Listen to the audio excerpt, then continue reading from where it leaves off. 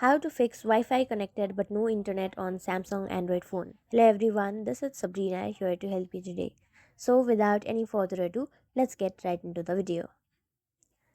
So first, go to your settings and then go to connections. Now enable flight mode. Turn it on for few seconds and then turn it off. Now go back again. Go to your Wi-Fi. Make sure you turn it off. Wait for few seconds and then turn it back on. Make sure you have connected to a stable and verified internet connection. After that, if the problem still does not fix, you can consider switching off your mobile phone and turning it back again and see if the problem goes away. So that's it. Thank you for watching this video. Make sure to like, share and subscribe to our YouTube channel.